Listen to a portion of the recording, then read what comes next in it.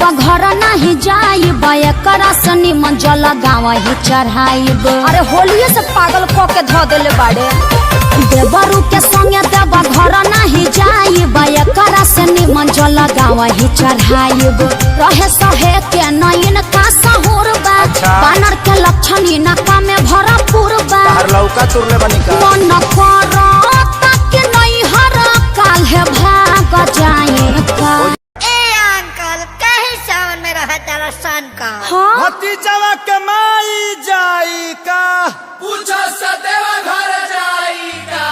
भतीजवा के मौसी जाई का पूछो सजलवा चढ़ाई का।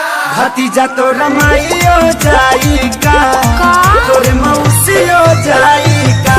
भतीजा तोर माईयो जाई का तोर मौसियो जाई का। अरे गाँव से गाड़ी जाती बड़ी साबुक कराई का।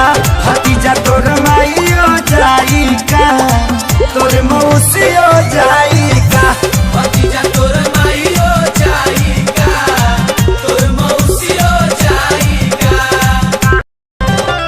मनवा के साध तोहर पूरा नहीं होई सुना तानी बाबा धाम जाई नहीं कोई। अरे सभे जाता भौजी नोट फोर चिंता जाए के तो सभे के बाबा लोगे जाई सुनो का दूरी तो के नोटे न भौजी।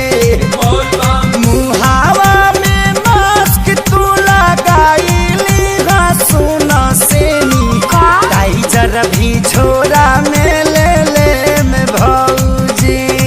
तहर कहाला से गवर्नमेंट बोल मान जाई का। करनवा के माई मुर्दाबाद मुर्दाबाद मुर्दाबाद। गाला फाड़े लगल लोग। फट जाए दी भतीजा तो रमाइयो जाई का तोरे मौसियो जाई का। भतीजा तोर माईयो जाई का तोर मौसियो जाई का। देवघर तरफ की जाई बजा भले पुलिस से पिटाई बजा।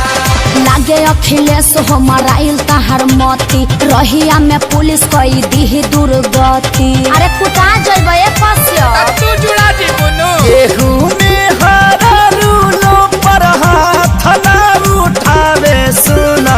हाँ एही से लेके तोहके जाए भौजी। हर साल बाबा लोग हाजिरी लगवल बानी असु भी जलवा चढ़ाए भौजी।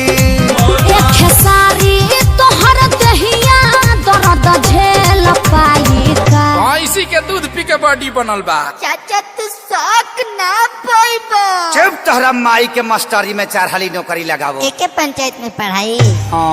रे भतीजावा उड़ के आवे रे भतीजावा भतीजा तो रमाइयो जिंदाबाद। के में घुसपा काफे। चाचा नया गावा। भतीजा तो रमाइयो जाई का तोरे मौसियो जाई का।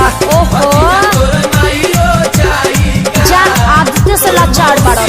जाई का। जिंदाबाद जिंदाबाद मत करो भतीजवा भड़क जाता। मम्मी ताता पे कैच कर दो तो।